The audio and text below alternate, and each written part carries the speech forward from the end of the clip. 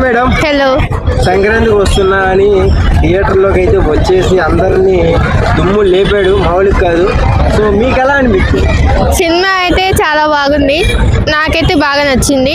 So ఈ సంక్రాంతికి hit కొట్టేసిన సినిమా ఏదైతే ఉందో ఇది సంక్రాంతికి వస్తున్నాం.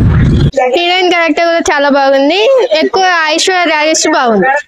అంటే పాత సౌందర్యం ఏమన్నా గుర్తొచ్చింది అనుకోవచ్చు? అవును వచ్చింది, అంటే అప్పట్లో వెంకటేష్ గారు సౌందర్య గారు మంచి పేరు.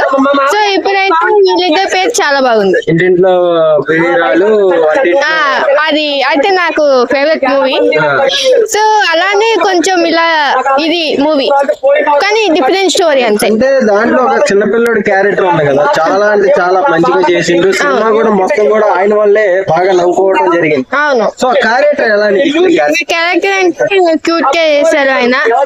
చిన్నపిల్లలు మంచిగా చేశారు. ఆ ఏజ్ లో అంత క్యూట్ గా చేయడం, యాక్టింగ్ అంటే పెద్ద విషయమే.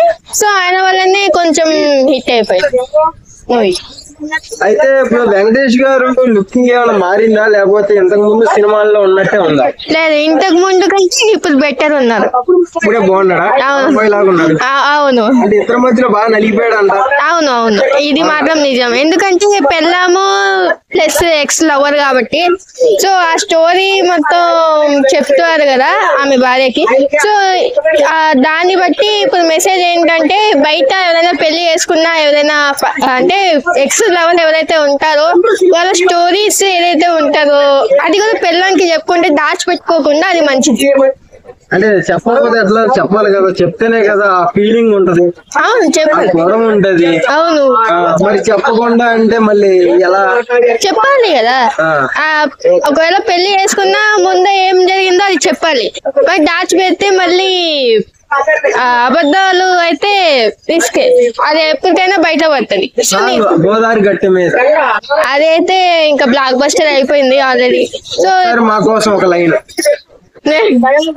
గోదావరి గట్టి మీద సాంగ్ ఒక లైన్ పాడాల్సిందిగా కోరుతుంది. గోదావరి గట్టు మీద రామచిలుకవే, గోరింట కెట్టుకున్న చందమామవే. సో అంటే ఇంత బాగుంది సాంగ్, బాగుంది. థియేటర్ లో అందరు బాగా ఎంజాయ్ చేశారు. ఎంజాయ్ కాదు, కేకలే కేకలు, డాన్సులు కూడా. నువ్వు కూడా చేసినావు డాన్స్? యాక్చువల్ గా హీరోయిన్ సారీ లాగా ఉంది ఇది. అవును, మీకు ఇచ్చేసారా? హీరోయిన్ దగ్గర నేను తీసుకున్నా. సో తను నా అక్క. హీరోయిన్ మీ అక్క? అవును. మరి నువ్వేంటే చేయాలా సినిమాలో? ఎందుకంటే అక్కకి లైఫ్ ఇద్దామని.